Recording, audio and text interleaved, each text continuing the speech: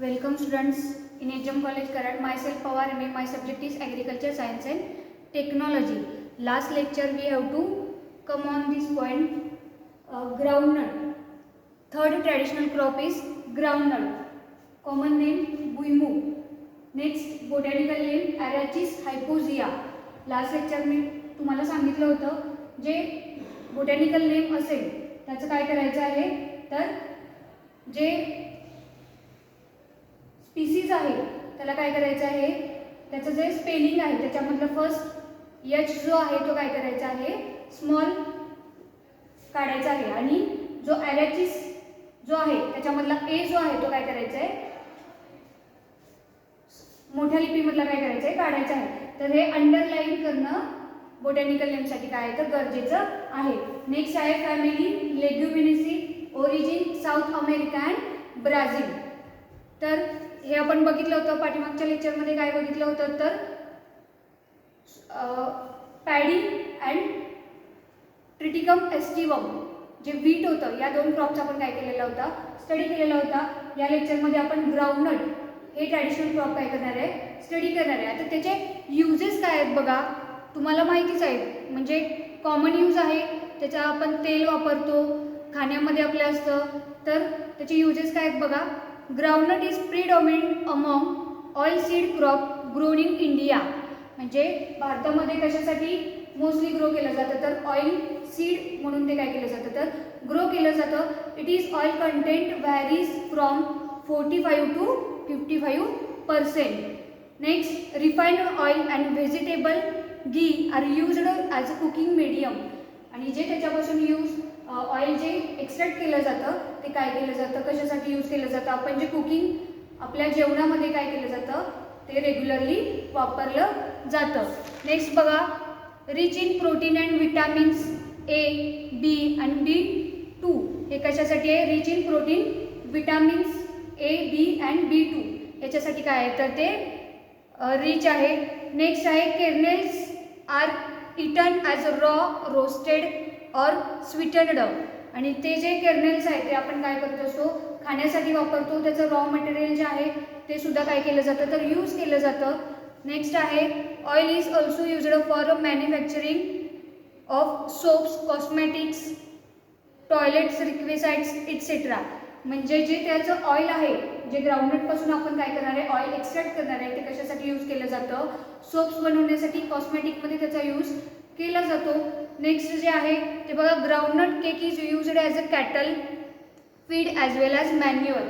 आणि त्याचं ग्राउंडनटचं जे केक जे आहे जे रॉ मटेरियल राहिलेलं असतं ते कशासाठी यूज केलं जातं एकतर मॅन्युअलसाठी यूज केलं जाते म्हणजे खतांसाठी यूज केलं जातं किंवा दुसरं कशासाठी कॅटल फीड म्हणजे गाई गुरांना काय केलं जातं तर ते खाण्यासाठी वापरलं जातं. नेक्स्ट यूज काय आहे बघा त्याचा groundnut is also consumed in the form of confectionery products. म्हणजे कसले मिठाई वगैरे जे बनवतो आपण त्याच्यामध्ये काय केलं जातं तर या ग्राउंडनटचा काय केला जातो यूज केला जातो. नेक्स्ट आता त्याच्यासाठी लागणारी सॉईल जी कशी आहे ती बघूया. नेक्स्ट पॉईंट काय आहे आपला आपण त्याचे युजेस बघितले. नेक्स्ट पॉईंट आहे त्याचा सॉईल. त्याच्यासाठी लागणारी सॉईल जी आहे ती कशी आहे सँडी लोम सॉईल आहे. Groundnut prefers loam and sandy loam soil well drained light sandy loams. आणि ती सॉईल कशी असावी वेल ड्रेनड असावी. सँडी लोम मीन्स वालुकामय जी माती असते ती काय होते तर याच्यासाठी यूज केली जाते. नेक्स्ट आहे बघा it is acid tolerant crop with pH range of 5 to 5. pH म्हणजे त्याचा pH रेंज किती आहे बघा 5 to 5.5 एवढा काय आहे त्याचा pH रेंज आहे. ॲसिड टॉलरंट क्रॉप आहे हे. Next heavy and steep clay soil are not suitable become hard during dry climate and affect the pod formation. म्हणजे जी क्ले असतो चिखलासारखी जी माती असते ती याच्यासाठी काय आहे सुटेबल नाही का तर त्याच्या पॉड फॉर्मेशनच्या वेळेस काय होतं तर प्रॉब्लेम होतो म्हणून काय केली जाते तर क्ले सॉईल जी असेल स्टीफ क्ले सॉईल ती काय केली जाते याच्यासाठी सुटेबल नाही. कशासाठी तर ग्राउंडनटसाठी सुटेबल नाही आहे. नेक्स्ट बघा त्याचं क्लायमेट. नेक्स्ट पॉईंट आहे आपला क्लायमेट. आता जे वातावरण आहे ग्राउंडनटसाठी लागणारं, आतापर्यंत आपण ट्रिटिकम एस्टिवम पॅडी याच्यासाठी बघितलेलं जे क्लायमेट होतं, तर आता याचं नेक्स्ट बघूया आपण. क्लायमेट काय आहे? Groundnut is usually cultivated in tropical and sub tropical regions, म्हणजे उष्णकटिबंधीय प्रदेशात किंवा सब ट्रॉपिकल रिजनमध्ये काय होतं तर हे येतं. Next, it can be grown well place receiving and annual rainfall of about 500 millimetre, म्हणजे याच्यासाठी लागणारा जो ॲन्युअल रेनफॉल आहे तो केवढा आहे? 500 मिलीमीटर. अप टू किती आहे बघा? 1600 मिलीमीटर एवढाही काय याच्यासाठी काय होतं तर ॲन्युअल रेनफॉलची गरज आहे. नेक्स्ट बघा, नेक्स्ट पॉईंट आहे आपला प्रिपरेटरी टिलेज.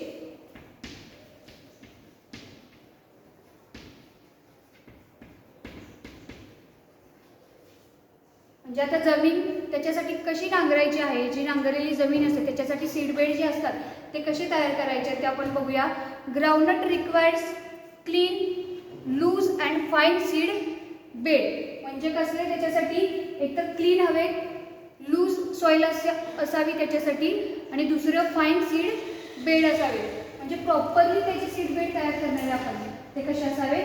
फाईन असावे, म्हणजे clean loose and fine seed beds याच्यासाठी असणं गरजेचं आहे. नेक्स्ट पॉईंट आहे land is prepared by giving 1 deep ploughing and 2 to 3 harrowings, म्हणजे याच्यासाठी जी जेव्हा जमीन तयार करणार आहे त्याच्यासाठी काय केलं जातं? एकदा प्लगिंग केलं जातं, डीप प्लगिंग केलं जातं, आणि त्याच्यानंतर फक्त काय केलं जातं 2 ते 3 वेळा त्याच्यासाठी हॅरोइंग त्या लँडमध्ये काय केलं जातं? घेतलं जातं. Next, medium deep soils are ploughed twice followed by several harrowing till the monsoon rain are received, आणि मान्सूनच्या वेळेस काय केलं जातं तर प्लगिंग केलं जातं, 2 वेळा प्लगिंग केलं जातं त्याच जमिनीच्या तुकड्यामध्ये, आणि काय केलं जातं तर ती जमीन तयार केली जाते. हे झालं जे आपण प्रिपरेटरी टिलेज, जे जमीन नांगरणारे जमीन तयार करणारे ते याच्यासाठी झालं. त्याचे युजेस सॉईल, क्लायमेट आणि प्रिपरेटरी टिलेज. नेक्स्ट पॉईंट आहे सोईंग. आता काय करणार आहे आपण तर जे आपलं लँड प्रिपरेशन झालेलं आहे, लँड प्रिपेअर झाल्यानंतर काय करणार आहे आपण? सीड सो करणार आहे. त्याच्यामध्ये सीझन अँड टाईम येतो. तर सीझन कोणता आहे बघा? In Maharashtra kharif crop is grown for last week of June to first week of July, म्हणजे कधी सीड सो केले जातात ग्राउंडनटच्या तर last week of June to first week of July, म्हणजे या दरम्यान काय केलं जातं? याचं सीड सो केल्या जातात. Next, during summer season the time of sowing is January to February, म्हणजे आता काही लोक बघा उन्हाळी भुईमुग असतो तो काय केला जातो? तोही घेतला जातो. त्याचं जे सोईंग टाईम आहे तो कोणता आहे तर जानेवारी टू फेब्रुवारी या दरम्यान काय केलं जातं तर हा ग्राउंडनट घेतला जातो. नेक्स्ट, त्याच्यासाठी असणारा पुढचा पॉईंट आहे तो sowing methods and spacing. Sowing methods and spacing.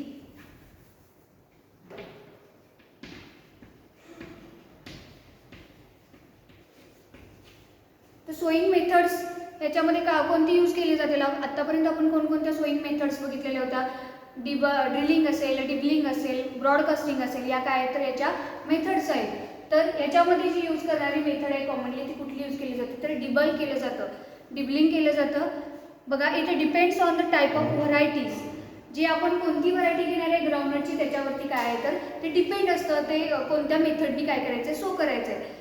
The erect varieties are either dibbled at 25 into 15 centimeter distance or drilled with 4 cultured seed. म्हणजे डिबलिंग अँड ड्रिलिंग या दोन्ही मेथड काय केल्या जातात इथं यूज केल्या जातात.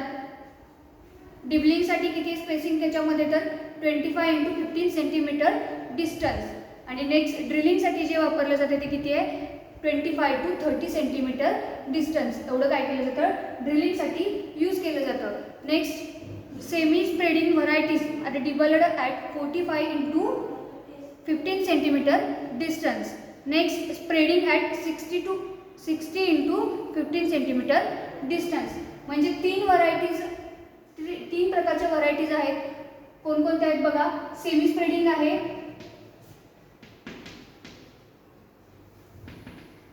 दुसरी आहे स्प्रेडिंग आहे आणि इरेक्ट.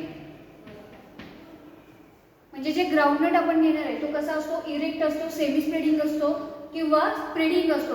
या 3 व्हरायटीजवरून आपण काय करणार आहे ते कोणत्या मेथडनी सो करायचं आहे हे याच्यावरती काय असतं तर डिपेंड असतं. नेक्स्ट बघा सीड रेट. आता जो सीड रेट आहे तो याच्यावरतीच डिपेंड असणार आहे. इरेक्ट, सेमी स्प्रेडिंग, स्प्रेडिंग याच्यावरती काय असणार तर डिपेंड असणार आहे. It depends on the test weight and seed spacing type of variety.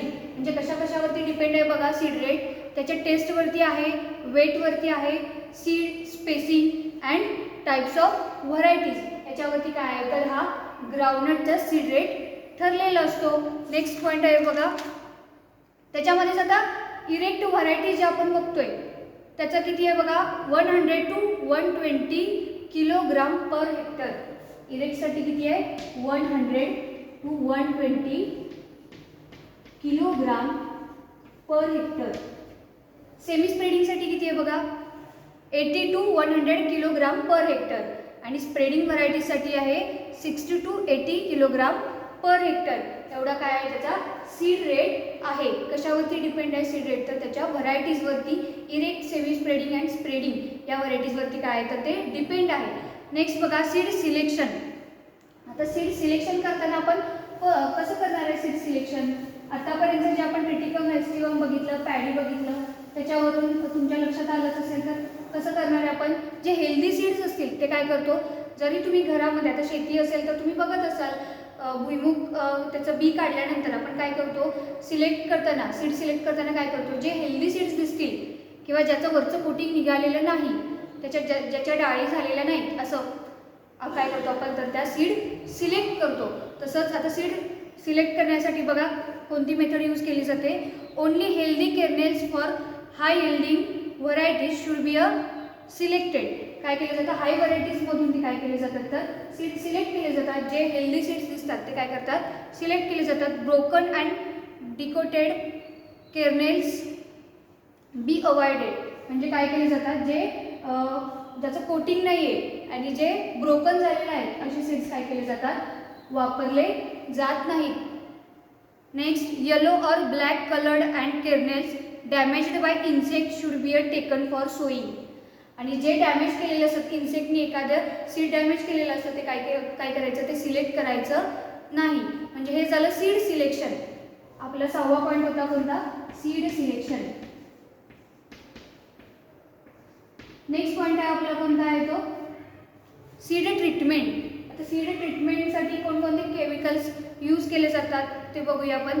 The attack of root grub is prevented by treating the seed with chlorpyrifos 20 EC at of 6 ml per kg seeds. म्हणजे 6 ml काय केलं जातं क्लोरोपायरोफॉस 20 EC हे 6 ml किती सीड्ससाठी वापरलं जातं तर ते पर किलोग्राम सीड्स. म्हणजे प्रत्येक किलोग्रामसाठी काय केलं जातं किलोसाठी या 6 ml एवढं क्लोरोपायरोफॉस 20 EC काय केलं जातं यूज केलं जातं. नेक्स्ट बघा treatment of 1% organo mercurial fungicides like Agrosan thiram 2 gram per kilogram seeds. म्हणजे हे काय केलं जातं 2 ग्राम यूज केलं जातं पर किलोग्राम सीडसाठी. काय केलं जातं ॲग्रोसन्स थायरम हे यूज केलं जातं. नेक्स्ट आहे treatment of rhizobium. It culture is done 250 per kilogram seeds to increase nitrogen fixation. म्हणजे हे रायझोबियम कल्चर जे आहे ते याच्या कशासाठी नायट्रोजन फिक्सेशनसाठी काय केलं जातं यूज केलं जातं. ते किती यूज केलं जातं तर 250 to 10 किलोग्राम. म्हणजे 10 किलोग्राम सीडसाठी 250 ग्राम काय केलं जातं रायझोबियम कल्चर वापरलं जातं. हे झालं सीड ट्रीटमेंट. सीड सिलेक्शन बघितलं, सीड ट्रीटमेंट झालं. नेक्स्ट पॉईंट आहे आपला कुठला आहे तो सीड क्रॉप रोटेशन.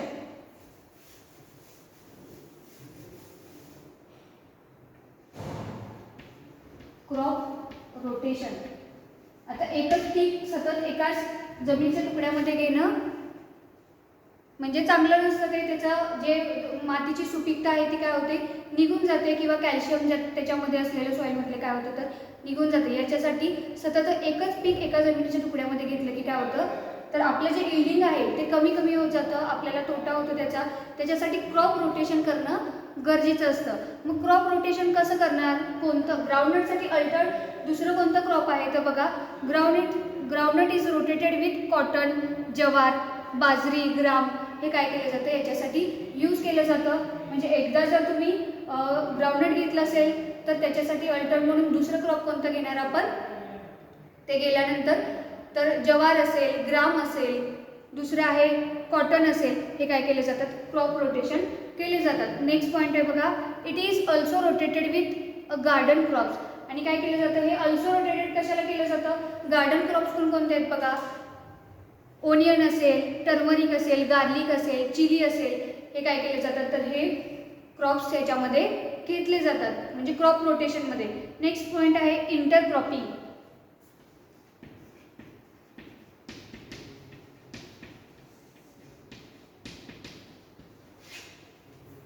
इंटरक्रॉपिंग आंतरमशागत जे आहे, jowar, bajra and maize are important cereal crops which are grown as intercrop with groundnut.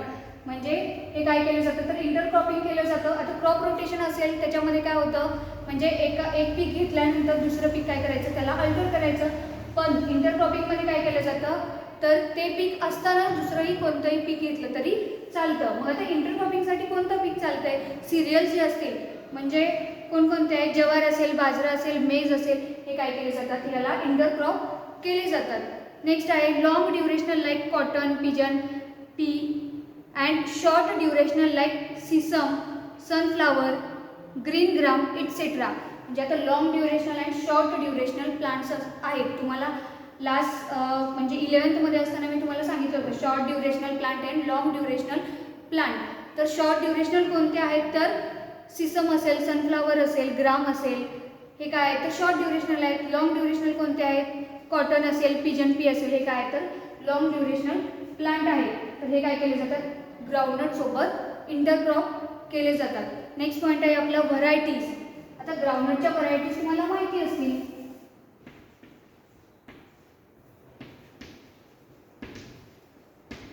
आता या variety erect, semi spreading, spreading या व्हरायटीजवरून काय झालेलं आहे तर या ग्राउंडनटच्या व्हरायटीज पडलेल्या आहेत. आता कोणकोणत्या आहेत त्या बघूया. इरेक्टमध्ये कोणकोणत्या आहेत,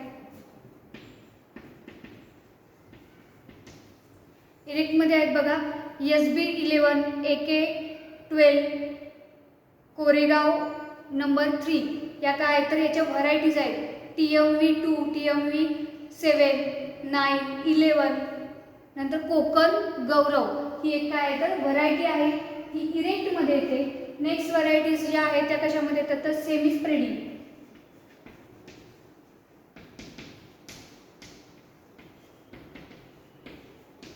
सेमी स्प्रेडिंगमध्ये येणाऱ्या व्हरायटीज कोणत्या आहेत बघा, कोपरगाव नंबर 1, AK8, TMV6, 8, 10 या काय तर याच्या व्हरायटीज आहेत सेमी स्प्रेडिंगच्या. नेक्स्ट आहे स्प्रेडिंग. स्प्रेडिंगमध्ये बघा कोणकोणत्या येतात तर कराड 411, TMV1, 3 and 4 या काय तर याच्या व्हरायटीज आहेत. म्हणजे इरेक्ट, सेमी स्प्रेडिंग आणि स्प्रेडिंग या तिन्हीवरून काय झालेल्या आहेत तर याच्या व्हरायटीज पडलेल्या आहेत. म्हणजे वेगवेगळ्या जाती आहेत कशाच्या तर ग्राउंडनटच्या आहेत. अनेक जाती आहेत त्याच्यामध्ये आपण काही जाती काय केलेल्या आहेत बघितलेल्या आहेत. नेक्स्ट पॉईंट आहे आपला manures and fertilisers. Manures and fertilisers.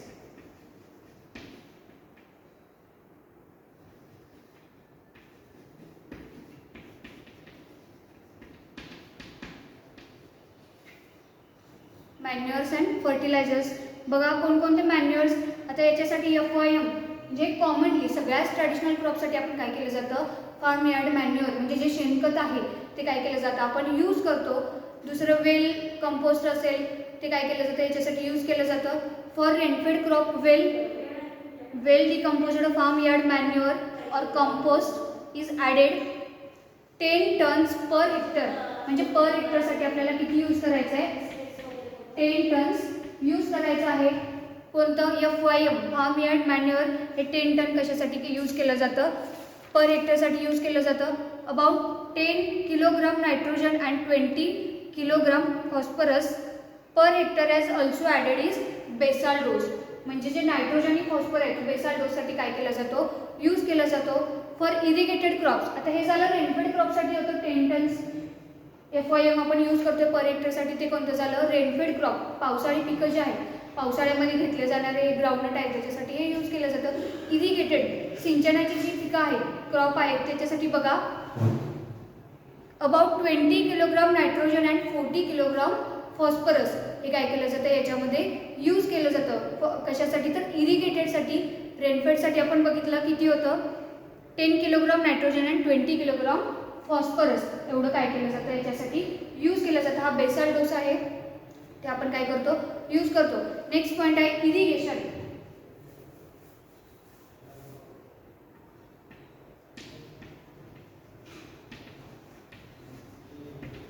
तर इरिगेशन फॅसिलिटीज असणं गरजेचं आहे. आता नसतील तर आपण काय करतो, पावसाळी पिकं घेतोयच आहे, म्हणजे रेनफेड क्रॉप, रेनफेड म्हणजे पावसाळ्यात पण घेतोय आणि सिंचनाचं म्हणजे इरिगेशन फॅसिलिटीज जर चांगल्या असतील तर आपण काय करतो उन्हाळ्यामध्ये सुद्धा, म्हणजे त्याला उन्हाळी भुईमुग असं म्हटलं जातं, तेव्हाही आपण काय करतो ते पीक घेतलं जातं. आता इरिगेशन बघा, average water requirement ranges between 450 to 650 millimetre, 450 to 650 millimetre एवढं काय असणं गरजेचं आहे, त्याला वॉटर रिक्वायरमेंट आहे खरीप क्रॉपसाठी. Next, a good summer crop can be grow with 8 to 10 irrigation, 8 to 10 irrigation tons, म्हणजे जेव्हा समर क्रॉप आपण घेणार आहे, उन्हाळी भुईमूग करणार आहे, तेव्हा 8 ते 10 वेळा त्याला काय दिलं जातं, तर पाणी दिलं जातं, शेताला पाणी दिलं जातं. तेव्हा म्हणजे त्या पिकावरती अवलंबून असतं की आपण किती वेळा त्याला पाणी द्यायचं. तसंच याला समर क्रॉप आपण म्हणजे जेव्हा उन्हाळ्यामध्ये भुईमूग करणार आहे तेव्हा काय करणार आहे, त्याच्यासाठी 8 ते 10 वेळा ते पाणी दिलं जातं. नेक्स्ट बघा, the most critical stage growth for irrigation and flowering pod formation of maturity during adequate supply of water, म्हणजे त्याला पुरेसा जेव्हा त्याचं पॉड फॉर्मेशन होणार आहे, फ्लावरिंग होणार आहे, तेव्हा त्याला पुरेसंच काय केलं जातं, वॉटरचं सप्लाय केलं जातं. जर जास्त झालं तर काय होतं, त्यावेळेस पॉड फॉर्मेशनच्या वेळेस त्याला ते अफेक्ट करतं, जास्त वॉटर असेल तरी फ्लावरिंगच्या वेळेस, तर त्याला ॲडॅक्वेट वॉटर सप्लाय करणं गरजेचं आहे. नेक्स्ट बघा, नेक्स्ट पॉईंट आहे inter cultivation.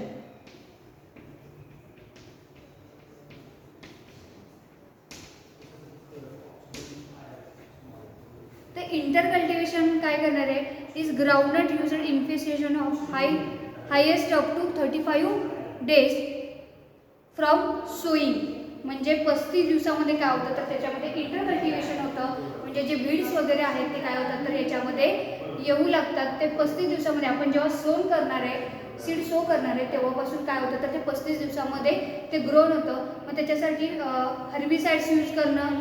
The crop is generally given 1 land weeding and 2 hoeings till काय केलं जातं तर त्याच्यामध्ये जेव्हा आपण सोईंग करणार आहे त्याच्या 35 दिवसामध्ये काय होतं तर विडिंग म्हणजे विड्स येणं चालू होतं. त्याच्यासाठी आपल्याला 2 ते 3 वेळा असं त्याचं काय केलं जातं तर म्हणजे ते विड्स जे आहेत ते काढून टाकले जातात, ते काढावे लागतात.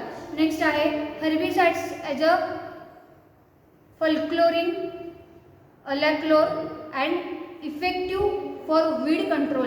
अलॅक्लोर अँड फल्क्युरिन हे काय आहे तर त्याच्यासाठी इफेक्टिव्ह आहे, हे काय केलं जातं, हे हर्बिसाइड याच्यामध्ये यूज केले जातात. आलं लक्षात. नेक्स्ट पॉईंट आहे आपला plant protection.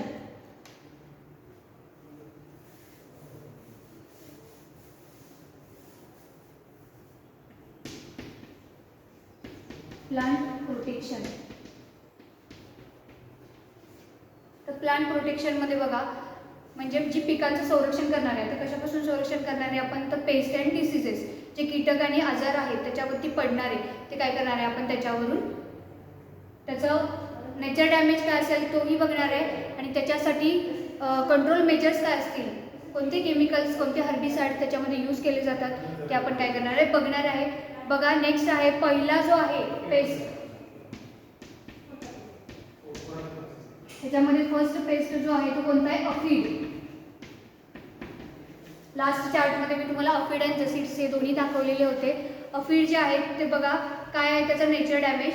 अफिड suck the sap from leaves and other tender plant part. आणि काय करतो तो त्याच्यामधला सॅप जो आहे तो काय करतो तर सक करतो आणि काय करतो तर टेंडर पार्ट जो आहे तो काय करतो तर कट करतो. Next in heavy attack plants become character and leaves curl. काय होतात तर आणि जर जास्त झालं या अफिडचा प्रादुर्भाव जास्तच वाढला तर काय होतं तर ते लीफ कर्ल होतात आणि ते प्लांट काय होतं तर हळूहळू ड्राय व्हायला सुरुवात होते. त्याचा कंट्रोल मेजर काय बघा. त्याच्यासाठी आपण कंट्रोल मेजर काय करू शकतो. Spraying the crop with phosphamidon is recommended control measures for aphids. काय केलं जातं हे फॉस्फोपॅरामिडॉन हे काय केलं जातं त्याच्यावरती स्प्रे केलं जातं आणि हे इफेक्टिव्ह आहे. कशासाठी तर या अफिडसाठी हे इफेक्टिव्ह आहे. नेक्स्ट आहे बघा, नेक्स्ट कोणता आहे पेस्ट रूट ग्रब.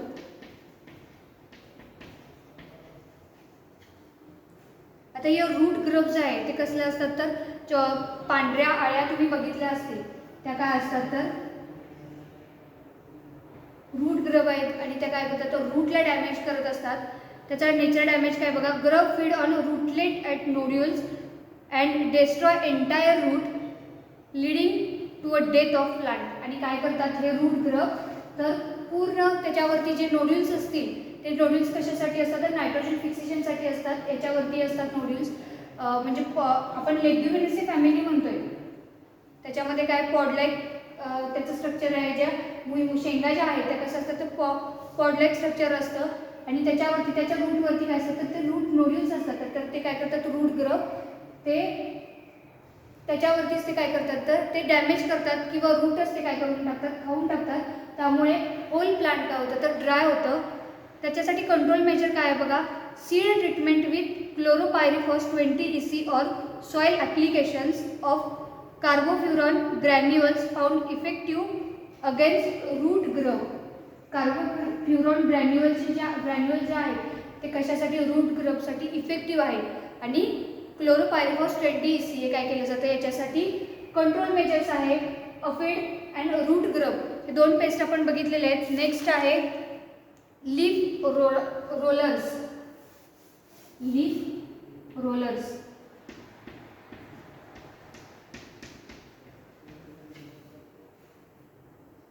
त्याचा नेचर डॅमेज काय बघा. The caterpillar the leaves and remain feeding on a green tissues. तर काय करतात जे कॅटरपिलर्स असतील त्या काय करत असतात तर ते लीव्स काय करत असतात कट करत असतात आणि feeding on a green tissue आणि त्याच्यामधल्या ज्या ग्रीन टिश्यू ज्या आहेत त्या काय करत असतात तर ते खात असतात. त्याच्यावरतीच त्या कॅटरपिलर काय होत असतात तर ग्रो होत असतात. त्याच्यासाठी कंट्रोल मेजर्स काय बघा. क्लोरोपायरिफॉस 20 EC और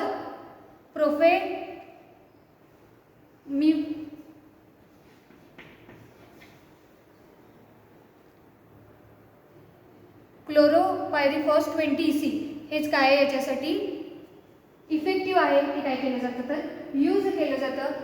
हे याच्यासाठी हा कंट्रोल मेजर्स आहे. नेचर डॅमेज काय आहे लीफ रोलर्सचा तर ते लीफ काय करतात तर कट करतात. त्याच्यावरतीच ते कॅटरपिलर्स जे असतील ते काय करत असतात फीडिंग करत असतात आणि त्याच्यासाठी कंट्रोल मेजर्स आपण कोणता बघतोय तर क्लोरोपायरिफॉस 20 EC हा काय त्याच्यासाठी ते स्प्रेइंग करायचं त्याच्यावरती प्लांटवरती ते याच्यासाठी इफेक्टिव्ह आहे. नेक्स्ट आहेत बघा डिसीजेस. हे झाले पेस्ट. कोणकोणते पेस्ट बघितले आपण. लीफ रोलर्स असेल, दुसरं आहे रूट ग्रब आहे आणि अफिड्स हे काय तर पेस्ट आहेत. नेक्स्ट पॉईंट आहे आपला तर डिसीजेस.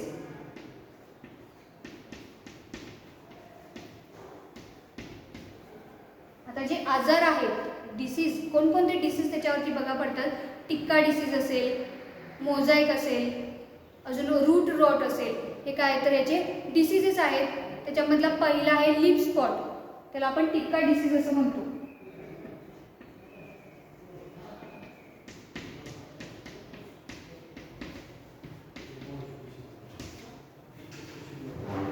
टिक्का डिसीज त्याचे सिम्पटम्स काय आहेत बघा. Circular to irregular dark spot surrounded by yellow ring appear on the leaves. म्हणजे लीव्सवरती काय होत असतात तर बघा, ही लीव्स आहे त्याच्यावरती सराउंडेड इरेग्युलर शेपमध्ये काय होतात तर ते स्पॉट येतात. हे काय तर लीफ स्पॉट आहेत. In the case of late spot the lower surface of the spot carbon black colour. आणि याच्यावरती जे स्पॉट येणार आहे ते काय होतात, जर जास्त स्प्रेडिंग झाले तर ते होल प्लांटला काय करत असतात तर डॅमेज करत असतात. हा आहे टिक्का डिसीज. त्याच्यासाठी कंट्रोल मेजर्स काय बघा, the control measures include use of resistant varieties. म्हणजे याच्यासाठी सुधारित वाण वापरणं काय आहे तर गरजेचं आहे. Use of resistant varieties. Next आहे proper crop rotation and dusting of crop with sulphur. आणि काय केलं जातं, प्रॉपर क्रॉप रोटेशन त्याला करणं गरजेचं आहे. सतत जर तुम्ही तेच ग्राउंडनट क्रॉप सतत एकाच जमिनीच्या तुकड्यामध्ये घेत असाल तर ते काय होतं, त्याच्यावरती हे डिसीजेस येणं म्हणजे येऊ शकतात. त्यामुळे काय करणं गरजेचं आहे, प्रॉपरली त्याचे क्रॉप रोटेशन करणं गरजेचं आहे. आणि use of resistant varieties, resistant varieties काय करणं गरजेचं आहे, वापरणं गरजेचं आहे. नेक्स्ट आहे बघा कोलार रॉट. हा झाला लीफ स्पॉट टिक्का डिसीज. त्याच्यामध्ये आहे कोलार रॉट. आता त्याचे सिम्पटम्स काय आहेत बघू आपण. Attack of the diseases is common in light sandy soils. The symptoms is emerging seedlings are yellowing and drying either of entire seedlings of the branches. आणि काय करतात तर हे जे कोलार रॉट आल्यानंतर पूर्ण सीडलिंग काय सीडलिंग जे आहे ते काय करतात तर ते डॅमेज करतात, ते येलो पडतात आणि नंतर काय होतात तर ते ड्राय होतात. म्हणजे हा कोलार रॉट काय करत असतो त्याच्यावरती अटॅक करत असतो. नेक्स्ट त्याच्यासाठी कंट्रोल मेजर्स आहेत. काय इफेक्टिव्ह आहे त्याच्यासाठी बघा. Preventive control measures are grown resistant varieties. म्हणजे इथंही काय करणं, म्हणजे आपण कोणताही डिसीज घेतला, कोणताही पेस्ट घेतला त्याच्यासाठी यूज ऑफ रेजिस्टंट व्हरायटीज, जे सुधारित वाण आहे ते काय करणं गरजेचं आहे, वापरणं गरजेचं आहे. यासाठीच आपण काय करतोय, सीड सिलेक्ट करतोय, सीड ट्रीटमेंट देतोय, मॅन्युअर्स यूज करतोय, फर्टिलायझर्स त्याच्यामध्ये यूज करतोय. हे यासाठीच आपण काय करत असतो तर यूज करत असतो. त्याच्यासाठी कंट्रोल मेजर्स काय बघा. The most effective preventive control measures is growing resistant varieties and treated the seed with organomercurial fungicides. आणि हे फंजिसाइड ऑर्गॅनोमर्क्युलर हे काय आहे, फंजिसाइड्स यूज करणं गरजेचं आहे. लाईक ॲग्रोसन, मॅन्कोझेब और thiram 2 to 4 gram per kilogram seeds. म्हणजे 2 ते 4 ग्राम पर किलोग्राम सीडसाठी आपण काय करणार आहे, हे यूज करणार आहे. मॅन्कोझेब अँड थायरम हे काय करणार आहे, याच्यासाठी यूज करणार आहे. नेक्स्ट आहे बघा रूट रॉट. हा कोलार रॉट झाला. नेक्स्ट डिसीज आहे रूट रॉट. त्याचे सिम्पटम्स काय बघा. Symptoms are reddish brown discoloration of the stem and collapsing of plant. आणि काय होतात तर हे रूट रॉट जेव्हा हा डिसीज त्याच्यावरती येतो तेव्हा काय होतं तर ते रेडिश ब्राऊन कलरचे काय होतात तर स्टेम होत जातात आणि नंतर काय होतं तर जे होल प्लांट जे आहे ते काय होतं तर कोलॅप्स होतं, ड्राय होतं आणि नंतर काय होतं तर ते कोलॅप्स होतं. त्याच्यासाठी कंट्रोल मेजर जो आहे तो काय आहे बघा. Proper crop rotation practices and seed treatment with Agrosan, thiram and mancozeb. आणि याच्यासाठी काय करणं गरजेचं आहे, सुधारित वाण वापरणं गरजेचं आहे. यूज ऑफ रेजिस्टंट व्हरायटीज वापरणं गरजेचं आहे. आणि काय तर मॅन्कोझेब, दुसरं आहे ॲग्रोसन, मॅन्कोझेब हे काय करणार आहे, थायरम हे याच्यासाठी यूज करणं गरजेचं आहे. तर हा रूट रॉट जो आहे तो काय होतं तर कंट्रोल होऊ शकतो. याच्यासाठी आपण बघितलं डिसीजमध्ये लीफ स्पॉट असेल, कोलार रॉट असेल, रूट रॉट असेल, हे काय आपण बघितले डिसीजेस बघितले. त्याच्यासाठी कंट्रोल, त्याचे सिम्पटम्स आणि कंट्रोल मेजर्स आपण बघितले. नेक्स्ट पॉईंट आहे आपला हार्वेस्टिंग. आता हार्वेस्टिंग सगळे डिसीज बघितले, पेस्ट बघितले, त्याचे युजेस, सॉइल, क्लायमेट. आता नेक्स्ट पॉईंट आहे तो कोणता आहे तर हार्वेस्टिंग. आता हार्वेस्टिंग करण्यासाठी पण काय बघा, तर म्हणजे आपल्याला जर हार्वेस्टिंग कधी करावं हे सुद्धा काय केलेलं आहे, त्याच्यात काही सायन्स असतात ते आपल्याला माहिती असाव्यात. The time of harvesting is determined on the basis of the science of maturity. आणि त्याच्या मॅच्युरिटीवरती म्हणजे त्याचे लीव्ज येलो पडणं, त्याच्यावरून आपण काय करू शकतो, ओळखू शकतो की हे हार्वेस्टिंग करण्यासाठी आलेलं आहे. बघा त्याचे काही सायन्स सायन्स ऑफ मॅच्युरिटी आहेत ते बघूया आपण. Yellowing of top leaves and a dry land following of older leaves. आणि काय होतं तर म्हणजे जे टॉप लीव्स जे आहेत त्याच्यावर काय होतं तर ते येलो पडत जातात आणि खालचे जे आहेत ते काय होत जातात तर ड्राय होत जातात, ओल्डर लीव्स जे असतील ते. आणि काय होतं तर त्याच्यानंतर ते हार्वेस्टिंग करायला आले आहेत आपल्या, हे आपल्याला लक्षात येतं. Blackening of inner side of the shell. आणि जेव्हा ते शेल आहे पॉड लाईक स्ट्रक्चर असतं, तर तुम्ही भुईमुग बघितलंच असेल, त्याचे जे पॉड आहे त्याच्या आतली साईड जी आहे ती काय होतं तर म्हणजे ब्लॅकनिंग होते. आणि त्याच्यावरून आपण काय म्हणतो तर हे हार्वेस्टिंग करायला आलेलं आहे. हार्डनिंग ऑफ पॉड्स, याच्या काही सायन्स अँड मॅच्युरिटीज आहेत त्या. Crop age it differs with the types of varieties. आणि त्याच्या व्हरायटीजवरून काय होतं तर क्रॉप म्हणजे जो टाईम आहे 3 ते 4 महिन्यात, 5 ते 6 महिन्यात, त्या कशावरती डिपेंड आहे तर या व्हरायटीजवरती डिपेंड असतं. आपण ज्या व्हरायटीज बघितल्या इरेक्ट, सेमी स्प्रेडिंग, स्प्रेडिंग या व्हरायटीज आहेत त्याच्यावरून काय असतात तर ते डिपेंड असतात. नेक्स्ट बघा, the erect, semi spreading and spreading types mature in 100, 120 and 150 days respectively. म्हणजे ज्या erect, semi spreading, spreading varieties ज्या असतात ते किती दिवसामध्ये मॅच्युअर होतात बघा. 100, 120 किंवा 150 दिवसामध्ये काय होतात तर या व्हरायटी ज्या आहेत त्या हार्वेस्टिंगसाठी येतात. Pods are separated and vines. आणि काय केलं जातं जेव्हा हार्वेस्टिंगला आल्यानंतर आपण काय करतो ते होल प्लांट जे आहे ते आपण काय करतो त्याच्यामधून काढून घेतो जमिनीमधून. आणि नंतर काय करतो त्या वाईन्सवरून आपण ते पॉड्स काय करतो सेपरेट करतो. कधी कधी काय केलं जातं बघा, in case of spreading types of the harvesting is done by ploughing fields and then काय केलं जातं तर हार्वेस्ट केले जातात.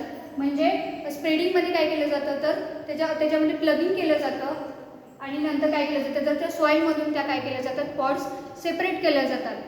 आलं लक्षात. तर हे झालं हार्वेस्टिंग. आणि लास्ट पॉईंट जो आहे आपला तो कोणता आहे इल्ड. लास्ट पॉईंट बघूया.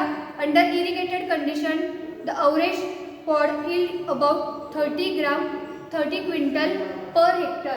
म्हणजे ज्या इरिगेटेड कंडिशनमध्ये आहेत कोणत्या सिंचनाच्या ज्या आपण म्हणतोय सिंचनाची पिकं जे आहेत ते कसं आहे 30 क्विंटल पर हेक्टरसाठी काय करतोय आपण हे त्याचं इल्ड आहे. नेक्स्ट आहे under rainfed condition the pod yield of erect, semi spreading and spreading varieties is 8 to 10, 10 to 12 and 15 to 17 quintal per hectare.